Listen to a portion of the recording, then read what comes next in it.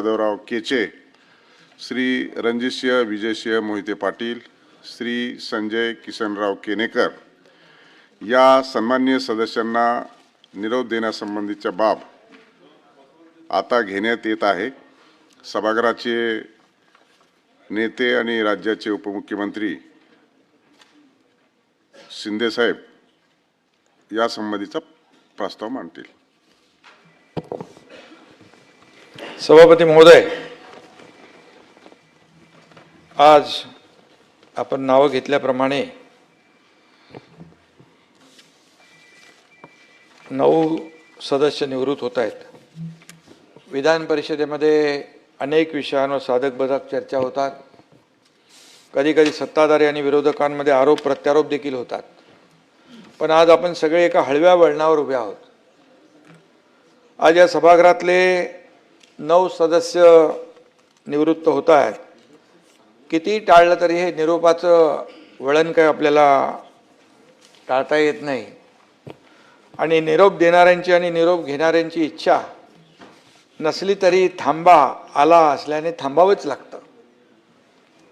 मग तो प्रवास असो किंवा विधिमंडळाचा सहवास असो, ज्याचा थांबा आला त्याला थांबावेच लागतं।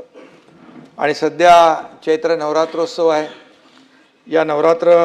या वरिष्ठ सभागृहातील 9 सदस्यांना आज आपण निरोप देत आहोत। त्यामध्ये उद्धव ठाकरे साहेब आहेत, डॉक्टर नीलमताई गोरे आहेत, अमोल मिटकरी आहेत, शशिकांतराव शिंदे आहेत, रणजितसिंह मोहिते पाटील आहेत, राजेश राठोड आहेत, संदीप जोशी आहेत, दादाराव केचे आणि संजय केनेकर आहेत।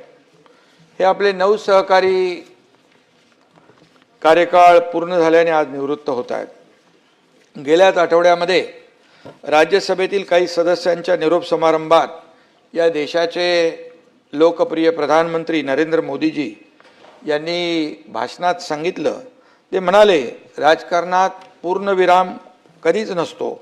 सदस्य राज्यसभेतून निवृत्त झाले तरी त्यांचे जनजीवन संसदेच्या कक्षेबाहेर निरंतर सुरू असतं। त्याच धर्तीवर आज विधान परिषदेतून निवृत्त होणाऱ्या सदस्यांचं कार्य यापुढेही निरंतर सुरू राहील याची मला खात्री आहे। आणि यापैकी काही सदस्य पुन्हा सभागृहात येतील, त्यासाठी देखील मी शुभेच्छा देतो। राज्याचे माजी मुख्यमंत्री आणि या सदनाचे सदस्य उद्धव ठाकरे साहेब हे आज विधान परिषदेचा निरोप घेत आहेत। त्यांना निरोगी दीर्घायुष्य लाभो अशा मनापासून शुभेच्छा देतो। तसेच त्यांना पुढील राजकीय वाटचालीसाठी देखील खूप खूप शुभेच्छा देतो। आमच्या शिवसेनेच्या फायरब्रँड नेत्या नीलमताई गोरे आज निवृत्त होत आहेत। नीलमताई सलग 24 वर्ष या सभागृहात आहेत। रासू गवई साहेब सर्वाधिक सलग 30 वर्ष या सभागृहाचे सदस्य होते। त्यानंतर 24 वर्ष झाले तुम्हाला रेकॉर्ड मोडणार त्या सदस्य राहण्याचा मान विस पागे यांच्याकडे आहे। त्या विक्रमाची नीलमताईंनी बरोबरी केली आहे। एक महिला म्हणून उपसभापती पदावर सर्वाधिक काळ राहण्याचा विक्रमही ताईंच्या नावावरच आहे। उपसभापती म्हणून अत्यंत कणखरपणे शिस्तबद्ध काम करून नीलमताईंनी या वरिष्ठ सभागृहाचा सन्मान वाढवलेला आहे, डेकोरम वाढवलेला आहे, याचं पावित्र्य वाढवलेलं आहे, लौकिक वाढवलेला आहे। उपसभापती म्हणून काम करताना आपण त्यांना पाहिलंय, ताईंचा तोल कधी जात नाही, त्या कधीही विचलित होत नाहीत, त्यांच्या चेहऱ्यावरची शांतता कधी ढळत नाही आणि कोण बोललं तर सोडत नाही म्हणाले। ताईंचं काम बोलतं, ताईंचं लिखाण देखील चांगलं आहे, भक्कम आहे, त्यांची वैचारिक बैठक पक्की आहे, त्यांची भूमिका कायम स्पष्ट असते। चांगल्याला चांगलं आणि वाईटाला वाईट म्हणण्यास त्या घाबरत नाहीत। कालच ताईंनी घेतलेल्या एका निर्णयामुळे देखील त्यांची प्रचिती पुन्हा आली आहे। नीलमताईंचा पिंड सामाजिक चळवळीतून घडला आहे। अरे सामाजिक चळवळीतून घडला आहे, चांगल्याला चांगलं म्हणणं आणि तुम्ही काय सोन्याचा चमचा तोंडात घेऊन जन्माला आलेलं नाहीत, सर्वसामान्य म्हणून आपण पुढे आलात आणि म्हणून संघर्षातून आपलं नेतृत्व आपण उभं केलेलं आहे। ताई आमच्या लढवय्या आहेत, शिवसेनेच्या रणरागिणी आहेत. बाळासाहेब म्हणायचे शिवसेनेच्या रणरागिणी आपल्या महिला आघाडीला. सभापतीपद रिक्त असताना प्रभारी सभापती म्हणून त्यांनी प्रभावी काम केलं. या सभागृहाची व महाराष्ट्र विधिमंडळाची उच्च परंपरा अबाधित राहील याची त्यांनी कायम जाणीव ठेवली. उपसभापती पदावरून काम करताना त्यांनी नेहमी सत्याची न्यायाची बाजू धरली. ताई, काही लोकांना तुमचा स्पष्ट व परखडपणा आवडला नसेलही, पण अशा लोकांची तुम्ही पर्वा न करता आपण आपलं आसनावर बसल्यानंतर जे काही सत्य आहे त्याच्या बाजूने आपण राहिलात. आणि नीलमताईंच्याकडं गेलो आपण खाली की ते पाहुणचार करण्यात देखील काही कमी नाही. पुण्याच्या असल्यामुळे भाकरवडी खायला देणार म्हणजे देणार. अनेक लोकांना त्याचा अनुभव आहे. त्यामुळे नीलमताई यांच्याकडे पुणेरी पाटीऐवजी भाकरवडीची वाटी नेहमी दिसते. म्हणतात पुणे तिथं काय गुन्हा, पण नीलमताईंना कळलं आता पुढचं स्टेशन आहे ठाणं.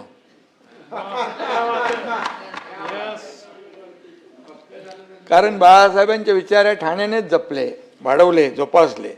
नीलमताईबद्दल सांगायचं म्हटलं तर सभापती महोदय, जिजाईची शिकवण, रमाईची आठवण, शोभून दिसली सावित्रीची लेख, कामात ठरल्या नंबर 1. आणि म्हणून नेतृत्व ज्यांच्या ठाई ठाई, आगे बढो नीलमताई. ताई, तुमच्या हातून उत्तम कार्य घडत राहो अशा तुम्हाला मनापासून मी शुभेच्छा देतो. अमोल मिटकरी आमचा तरुण तडफदार सहकारी सुद्धा आज निवृत्त होतोय. अमोल मिटकरी बस नामी काफी आहे. त्यांनी त्याचे सांगितलं होतं ते कसा विधान परिषदेमध्ये आला, ते दादानी कसं त्याला हेरलं. यांचे नावच अमोल आहे आणि वाणी अमोघ आहे. त्याचा आवाज बुलंद आहे, कणखर आहे आणि झणझणीत देखील आहे. उन्हाळ्यात विदर्भ भयंकर तापतो, त्यातही अकोला जास्ती तापतो. त्यामुळे आपले अमोल मिटकरी हे विदर्भातले फायरब्रँड नेते आहेत, कार्यकर्ते आहेत. एक कडवा कार्यकर्ता आहे. अजितदादांच्या निधनानंतर मिटकरींचं एक हळवं रूपही आपण पाहिलं. जी माणसं वरून तापट वाटतात ती माणसं आतून मायाळू असतात, हे त्यांच्या बोलण्यातून वागण्यातून आपण पाहिलं. अजितदादा दुर्दैवाने आज आपल्या सोबत नाहीत. आज दादा असते तर अमोल मिटकरी यांच्या बाबतीत भरभरून तोंड भरून त्यांनी कौतुक केलं असतं.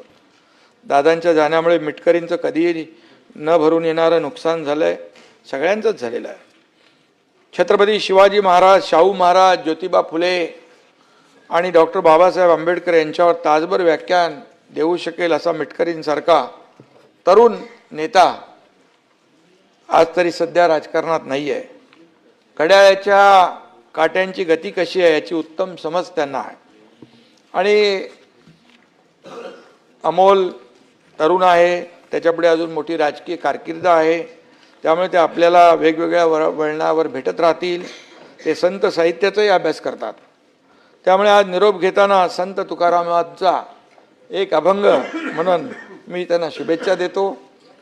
मनाचे संकल्प पावतील सिद्धी, जरी राहे बुद्धी याचे पायी. मनाचे संकल्प पावतील सिद्धी, जरी राहे बुद्धी याचे पायी.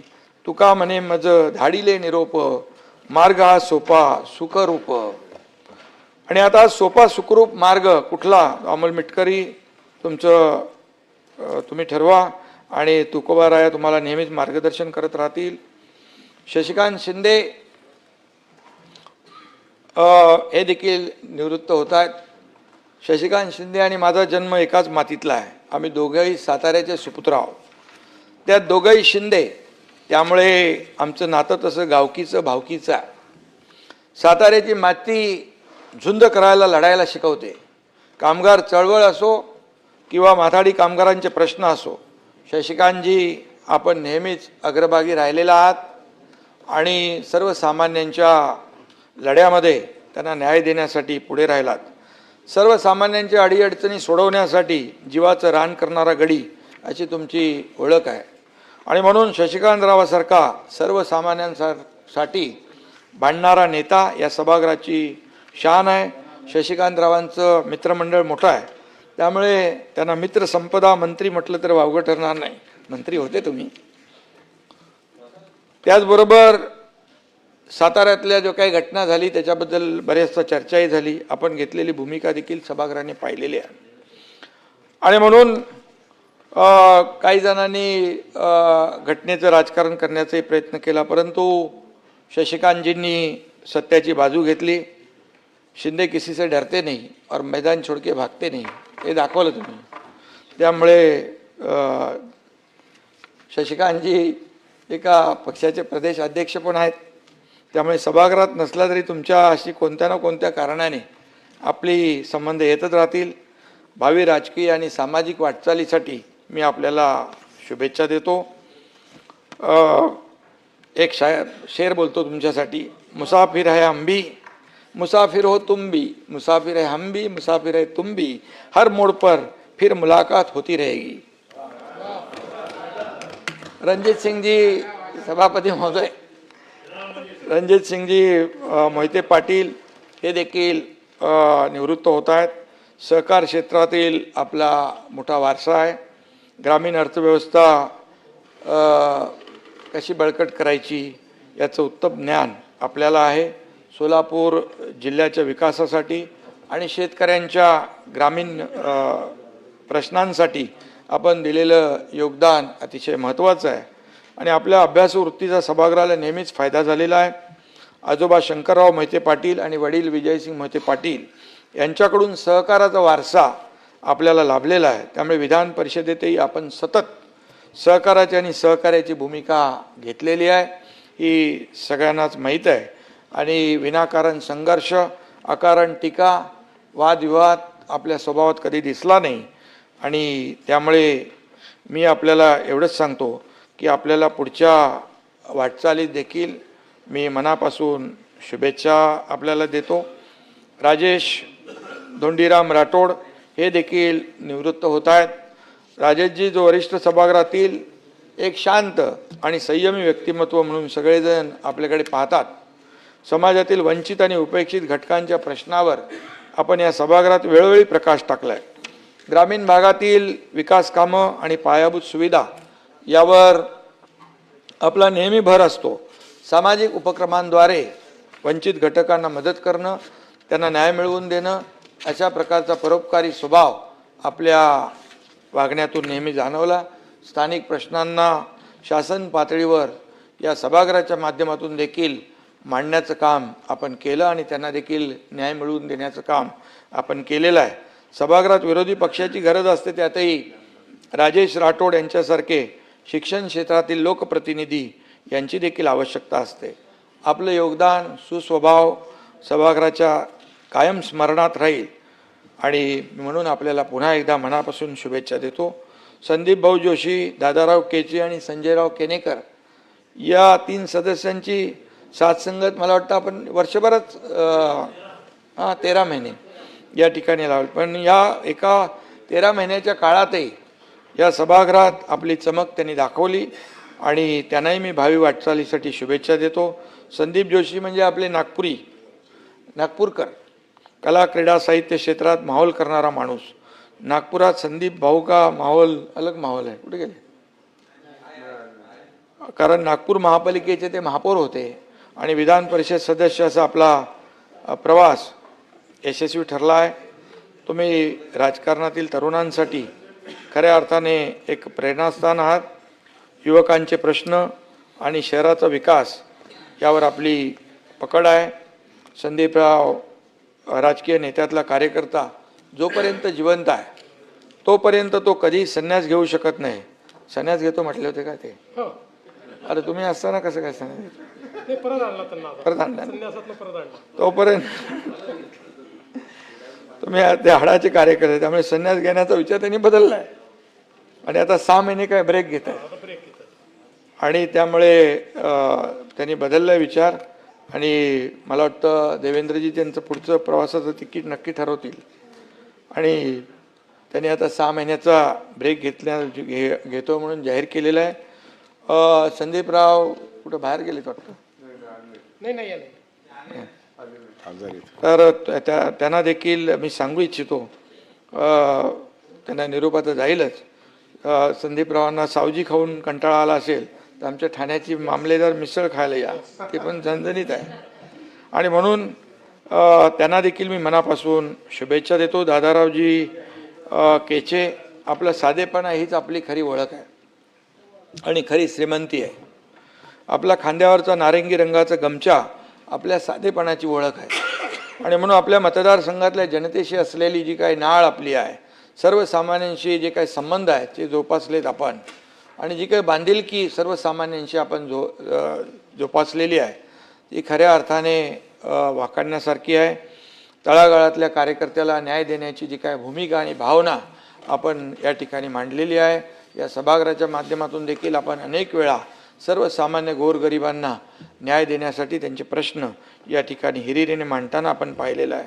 आणि म्हणून त्यांचं शिक्षणाच्या क्षेत्रात देखील त्यांनी चांगलं काम केलेलं आहे.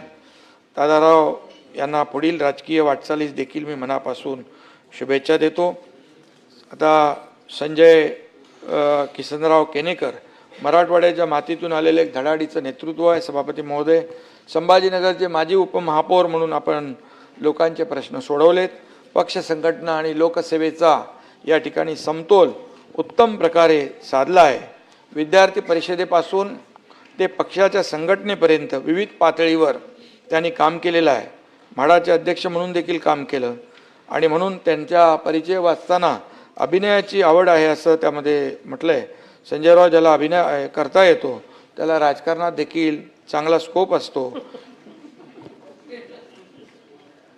हे अनेकांना माहीत आहे. गमतीचा भाग सोडा, आज ते परिषदेचा निरोप घेत असले तरी त्यांची भावी राजकीय वाटचाल भरभराटीची असेल अशा प्रकारचा विश्वास या ठिकाणी मी व्यक्त करतो. या निरोपाच्या भाषणांमध्ये मला एवढंच म्हणावंसं वाटतं, ओ जाने वालो हो सके तो फिर लौट के आना. सभापती महोदय, या निवृत्त सदस्यांनी राज्याच्या या वरिष्ठ सभागृहात विविध संसदीय आयुधांचा वापर केला, जनतेचे प्रश्न मांडले.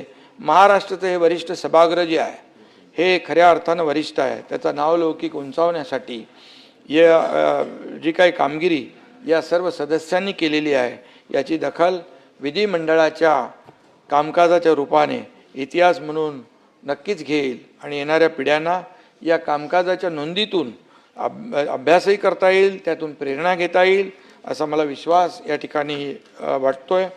पुन्हा एकदा मी या सर्वांना शुभेच्छा देत असताना जाता जाता एवढंच सांगतो, सहवास सुटला म्हणून सोबत सुटत नाही, सहवास सुटला म्हणून सोबत सुटत नाही. नुसता निरोप दिल्याने नातं तुटत नाही. निरोपाचा क्षण नाही, शुभेच्छांचा सण आहे. आणि म्हणून निरोपाचा क्षण नाही, शुभेच्छांचा सण आहे. तुमच्या भेटीसाठी पुन्हा आतुर हे मन आहे. आणि म्हणून या बाबतीमध्ये एवढंच सांगतो, काही जणांची भेट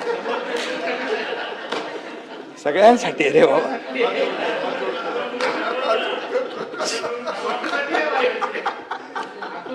अरे आता हे निरोप समारंभाला बघा, वाईट बोलायचं नसतं, चांगलं बोलायचं असतं. तिळगुळ घ्या, गोडगोड बोलतो आपण ना, तर सगळ्यांसाठी चांगलं आहे. आणि त्यामुळे काही, मी का म्हणालो, काही जणांची भेट पुन्हा सभागृहात होईल.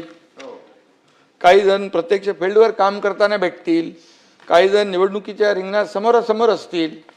कुठल्या ना कुठल्या वळणावर आपली भेट होत राहो यासाठी मी तो 4 ओळी बोललो आहे. आणि म्हणून सगळ्यांना पुन्हा एकदा सभापती महोदय खूप खूप शुभेच्छा देतो. सगळ्यांचं मनापासून अभिनंदन करतो आणि पुढच्या सगळ्यांच्याच भावी वाटचालीस मनापासून शुभेच्छा. धन्यवाद. जय हिंद, जय महाराष्ट्र. माननीय मुख्यमंत्री.